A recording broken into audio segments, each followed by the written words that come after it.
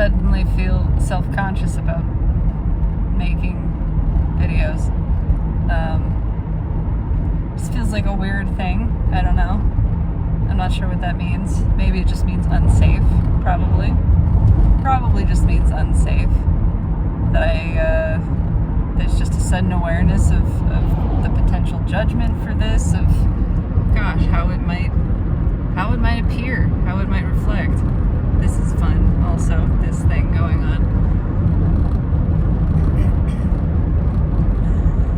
And the concern with appearances is conditioned into us. We're so freaking worried about how things look. Do I look happy? Do I look healthy? Do I look good?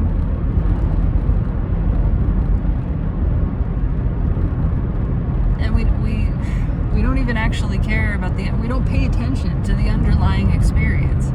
We're certainly not allowing it to be an experience. We're treating everything as a tool for social status. The appearance of success, the appearance of wealth, the appearance of happiness, the appearance of fitness, the appearance of having your shit together, whatever it is. It's all just used as a bargaining chip for privilege, for social status.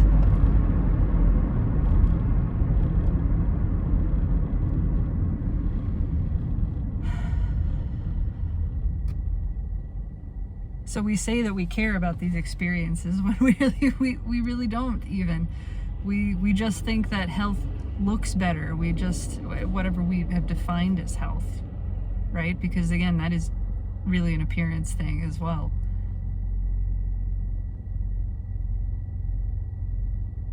And we think that they look better because we think that they somehow are validating the myth of our superiority.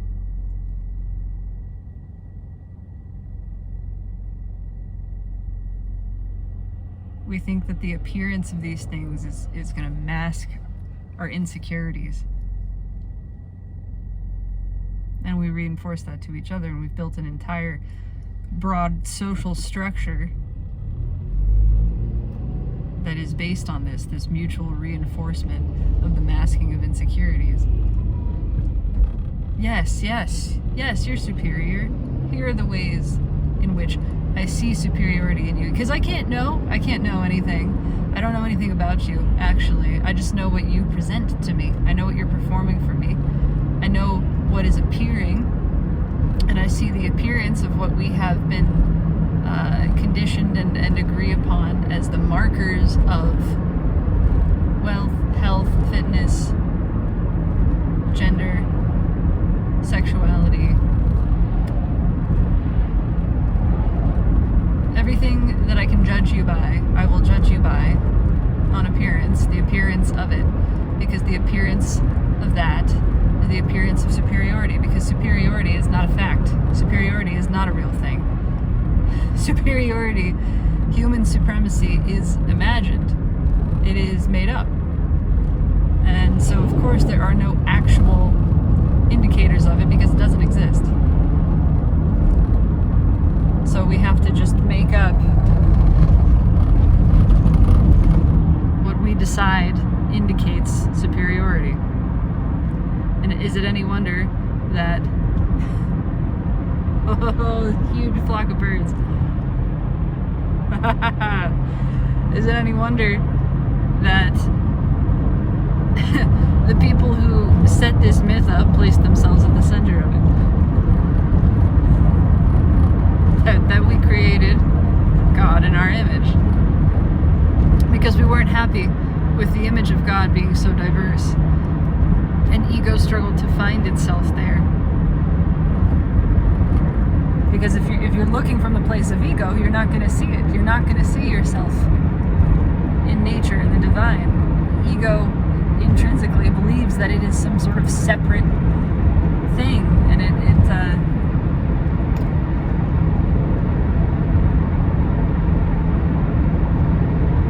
feels our vulnerability here. It feels our differentness here. here, because everything, of course, is the same and different, absolutely unique. It feels our uniqueness. We are uniquely vulnerable. We're uniquely, intensely aware of sensation and vulnerable to it. That is pretty unique. But instead of taking that uniqueness in stride, it perceives it as flaw, decides that we are in fact uniquely flawed, thus we become sinners. And then we start having to make up for it. Then we have this whole story of how we have to make up for our brokenness, our flawedness. Emotions are not a mistake. The experience of emotions are not a problem. That experience is not a problem. We've been taught to treat emotional sensation as if it were an indicator of a flaw, as if it were pointing to some issue within us. Just to feel emotion. Outside of a certain range, it's a very narrow bandwidth that we are allowed, that we allow ourselves to experience emotion and allow other people to experience and express it. Very narrow range. Anything beyond that, either direction, whether it's perceived as positive or negative, you're not allowed to feel too much of it. You're certainly not allowed to express too much of it. Then we start to get uncomfortable. Then we start to go, wow, gee, something's off with this one, something's wrong with this one, that they're feeling so deeply.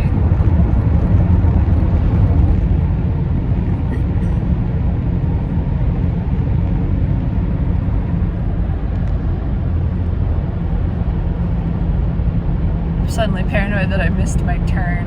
I'm gonna have to pause this and and check back in. Okay, we're good. 2 miles still. I'll just stitch that together. Anyway, with my zero effort editing. But we police emotion. We're afraid of it. When it's our gift. This is our gift, is to feel things deeply, is to experience intense sensation. Strong emotional sensation arising within us. To look out at the world and feel something welling up inside of us, to feel, even if it's fear, even if that's what it is, because fear and awe are really mixed together, right? Terror and excitement and bliss and ecstasy, they're really the same thing. It's this great, terrible, awful awe. We look out at the miracle of existence that we feel. We take that in.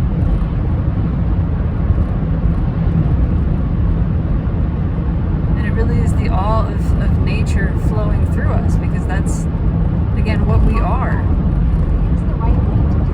There we go. Thank you for speaking up, Sarah. She wasn't talking earlier, and I was getting worried she wasn't going to help me out here.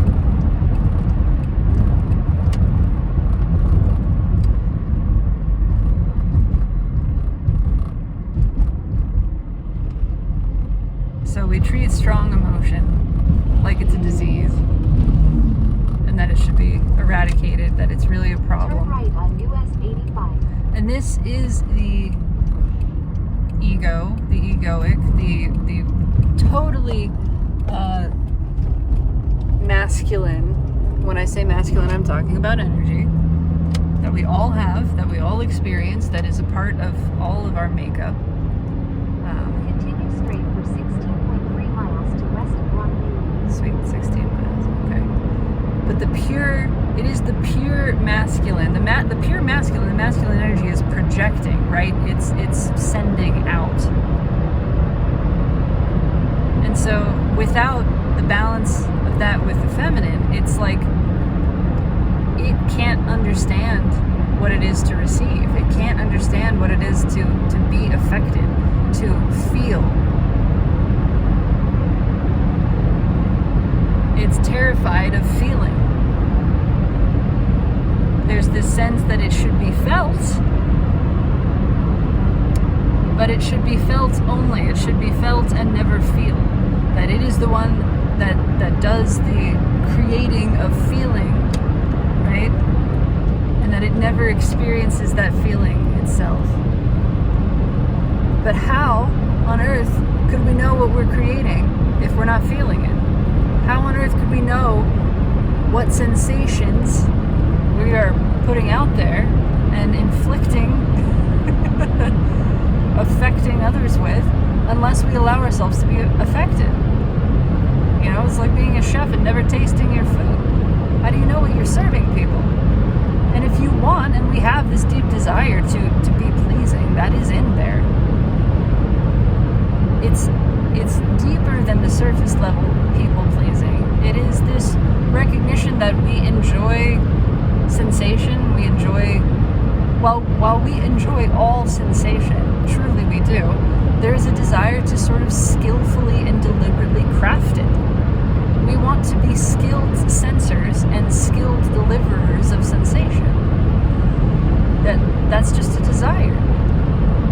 The same that it is for any person creating anything. If you're making food, if you're making art of any form, if you're dancing, singing, playing an instrument, painting, sculpting, metalworking, I don't know, whatever it is that is your craft, that you are crafting, you will recognize there is a desire to improve your skill.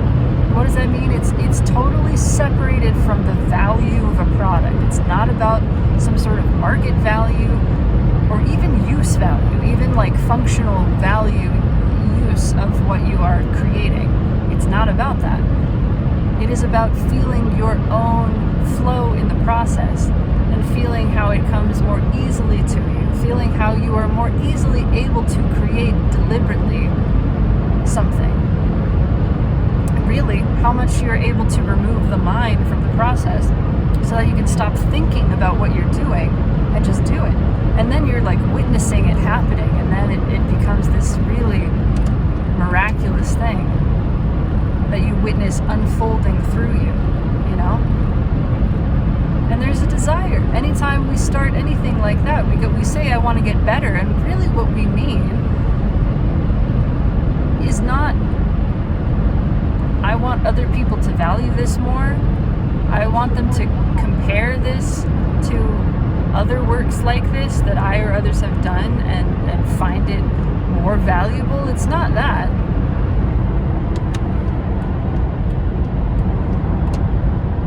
It's that we know a different kind of improvement. We can sense a different kind of improvement that is building skills, building upon what we have already created and adding to it. It's that sort of improvement. It's making it more detailed, more complex, more subtle, more nuanced. It branches off into different directions. If you think about, you know, working on a painting of some sort, and you start with just a circle, and this is like the only shape that you know how to make is a circle, and you just start making circles, and then suddenly you discover lines, and now you're adding lines to the circles, and now you're creating squares and circles, and this is what life does, you know, it complexifies, it diversifies, it branches out because it's pleasing to do so, because it is pleasing to build this complexity, and then to simplify. Again, once you have, you know, like learning a language, this applies to everything. Once you have these building blocks, you've started at the very basic level, now you have the building blocks, you have squares and you have circles and maybe triangles, then you kind of take everything that you've learned and start over a little bit, but not in a way that is erasing everything you've just learned. You're just like wiping things clean and saying, I'm going to start, you know, I started with lines, right? I started with lines on this one, and all of my lines are here, and now I'm just going to wipe this clean, and I'm going to start with squares. And then I start to build complex shapes and you know, polyhedrons and whatever. Now I have these more intricate shapes. Now I have snowflakes, and I have all of these branching things, and I've discovered this, and so now I'm going to wipe this clean again, and I'm going to start with the snowflakes and the polyhedrons, and That's going to be my foundational block. So we build the blocks, the basic blocks, we chain them together and we build them into more complicated structures, and then we see, oh, this structure is itself a block now. The same way DNA is chained, you know, it's everything is like this. This is how we build words. This is how music happens. It's individual components that then become a grouping of components, and that grouping is itself able to be viewed as an individual thing. And so we're able to just stack and create more complexity. And it's that way with feeling. It's that way with feeling. I mean, everything ultimately is feeling. Everything is the experience of the thing, as far as you know. You can't know anything without the experience of it, so really that's what it is.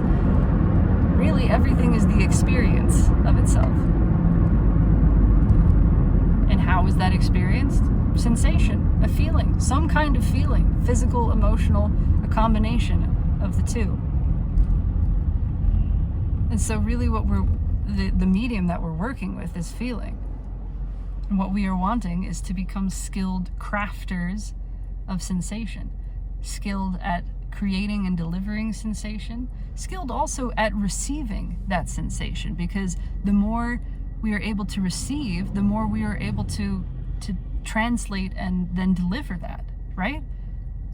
You know, if you've never seen the color blue, you're not going to be able to paint with that color. So you have to feel it.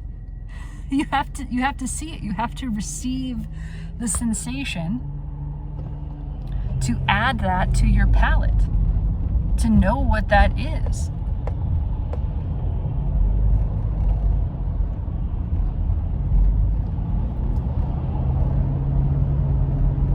And if we don't allow ourselves to feel, then we can't create feeling any more than what we've let in. The more nuance, the more intensity that we allow in sensation to receive, for us to experience, the more we get out there and get into stuff and just feel it, the more artistically and skillfully we are able to. My storage filled up, so I had to delete some shit to continue this. So this one's going to be real hodgepodge stitched together. What was I saying? Something about emotion, something about how we need to be able to, in order to be able to express and create and deliberately and artistically, skillfully deliver sensation, we have to allow sensation. We have to know, we have to be receiving. In fact, at the same time, we have to allow ourselves to be receiving simultaneously what we're delivering. We have to feel what we're putting out in order to know, right? That's tactile feedback. That feedback is so important. We need the emotional feedback to know what we are emotionally delivering, which really is everything. Everything is a feeling. Anyway, the next part of this, it's not really related. It's just, I'm just jumping from thing to thing of what I feel like talking about, things that have occurred to me in the past couple of days. Is that this split is becoming more clear, and the split is between the masculine without feminine, masculine all on its own, and the feminine that is incorporating its own masculine elements.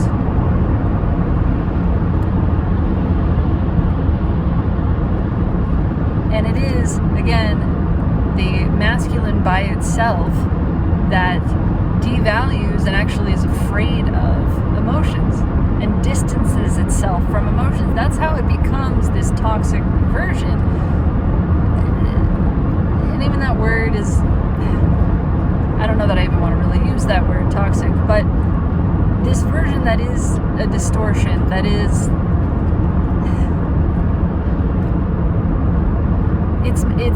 it's making food that doesn't taste great, okay? Right? It's over-salting everything because it's not tasting. It's afraid of tasting what it's creating. It will not freaking allow itself to taste what it is creating. So it's, it doesn't know what it's doing.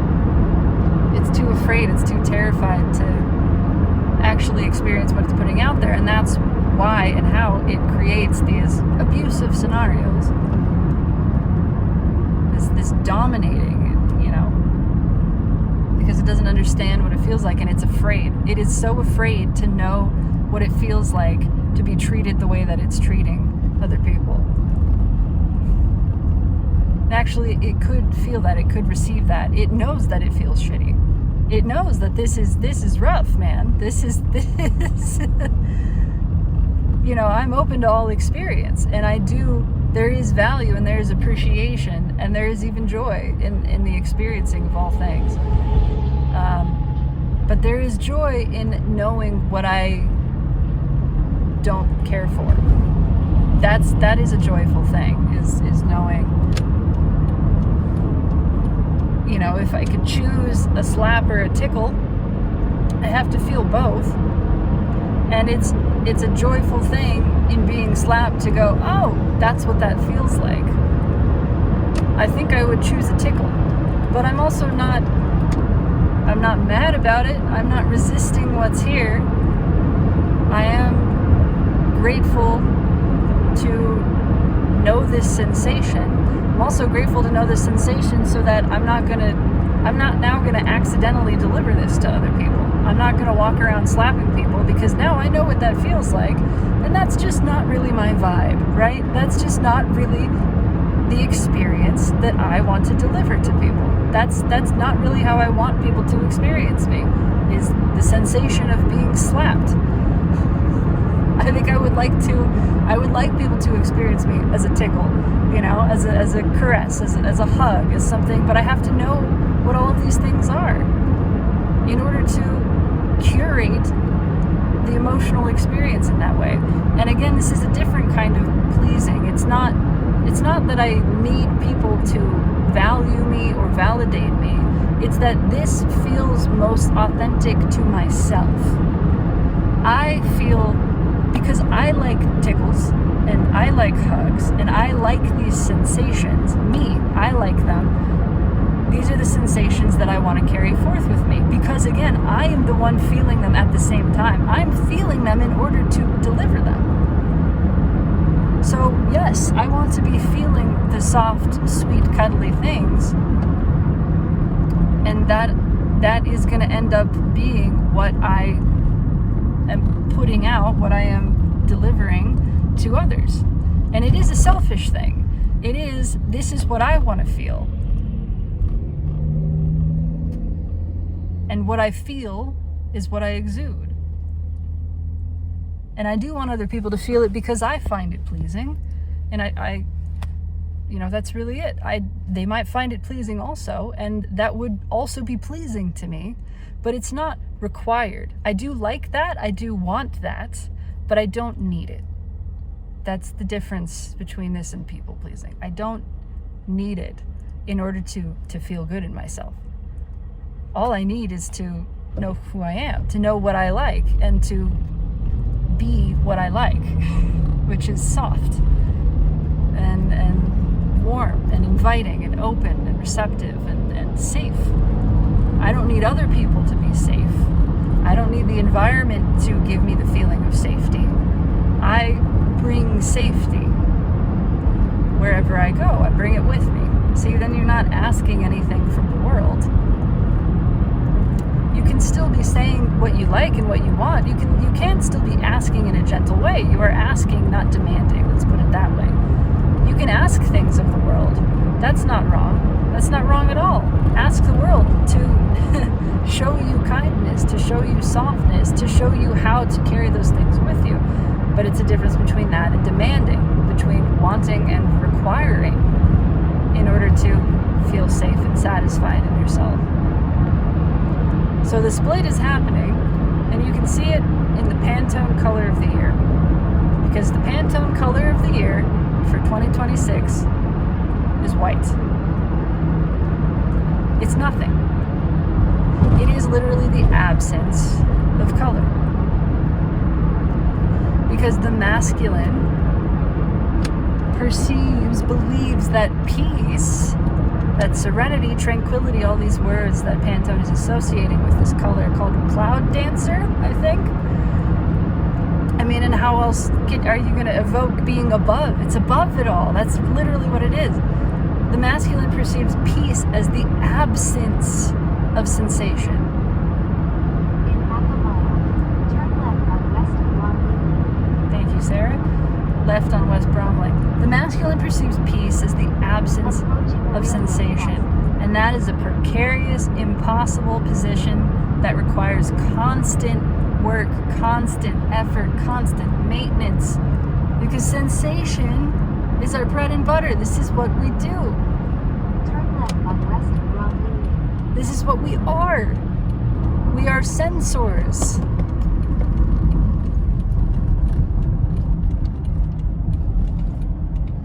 We are sensed and we are sensing. And so the masculine, this version that is without feminine, is fighting against itself. It is cutting off half of its nature. It's cutting off the feminine, that which receives, that which senses. It's trying to only be one part of itself. In a quarter of a mile, turn right on South 4th Avenue. I'm going to have to end this soon because I'm getting close to where I'm trying to go.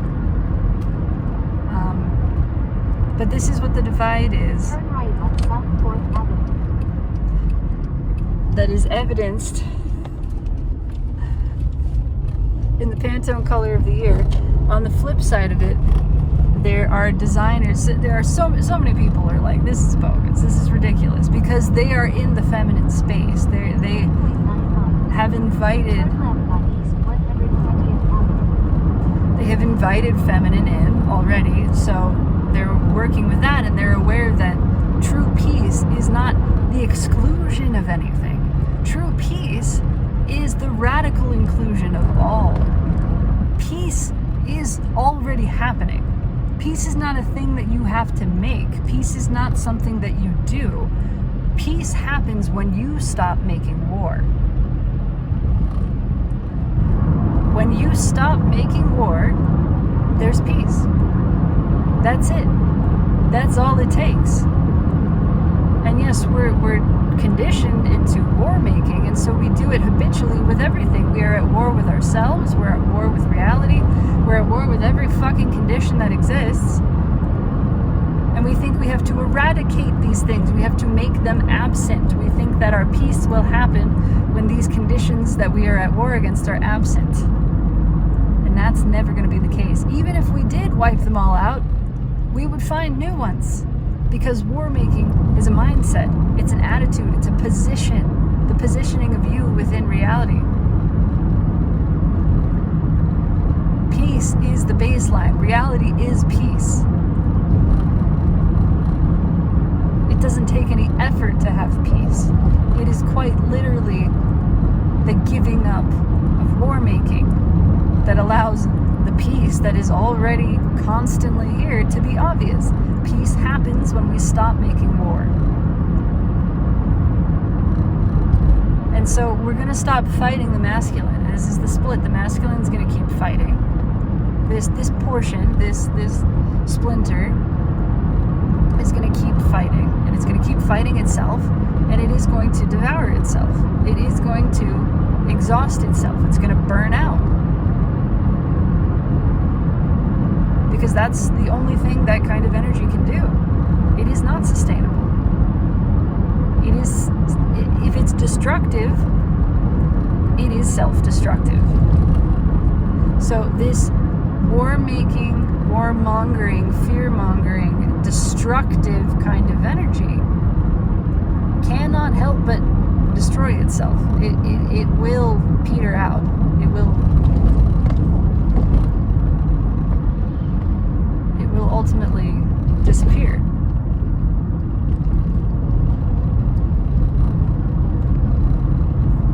And what we can do is recognize any time that we find ourselves aligned with that kind of energy. What are we making war against? Ask yourself 100 times a day. You'll know it by the way that you feel.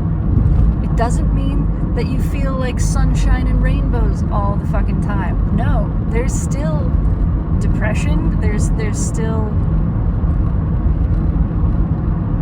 anger, there's all kinds of things that are going to come up. But it's your sense of ease within that experience. Are you allowing this to be? Are you at war with emotion? Are you at war with what is?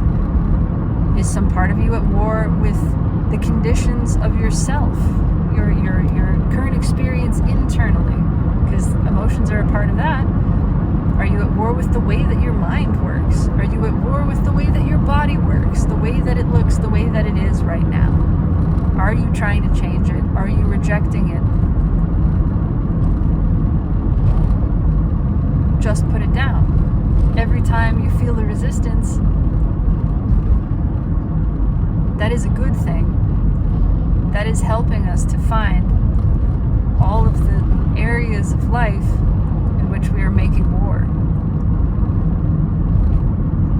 so that we can stop. We have to know what we're doing so we can stop doing it. We have to know. Again, we have to feel it. We have to experience it in order to stop, in order to choose something else. So there's already this split in the design field, and it's going to keep spreading. There are the people who will be on board with white as the color of the year because they see it as it's a sterilized version. It's the sterilization of existence because it's afraid. It's afraid of feeling.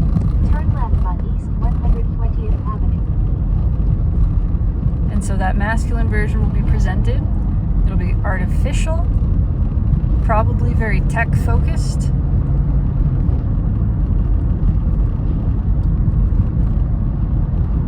It'll be distancing us from earth, from nature, from the dirt, from the mud, from where life actually is.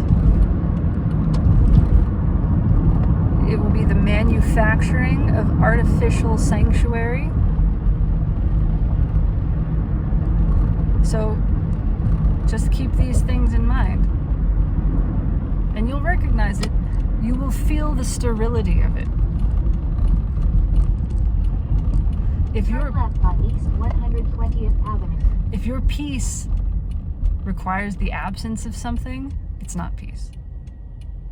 It is the artificial, labeled, manufactured version that is being sold back to us. Peace is yours right now. Peace is all inclusive. Peace is giving up the fight. When you give up fighting, you have peace. So that's the other part. It's not about fighting the masculine. It's about letting it be.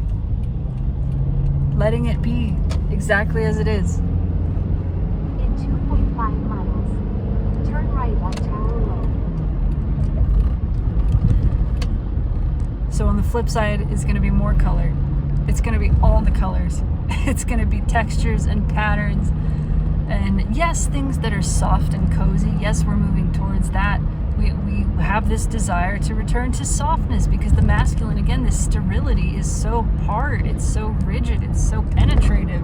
We want soft. We want tender. We want sensual tactile experience. We want loving. We want caress. We want environments to mirror that to us. And that's what the feminine is going to create.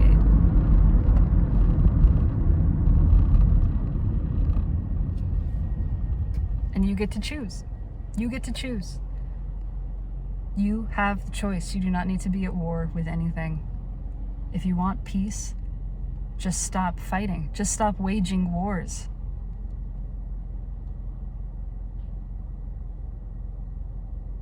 That is the new earth. That is what we are creating.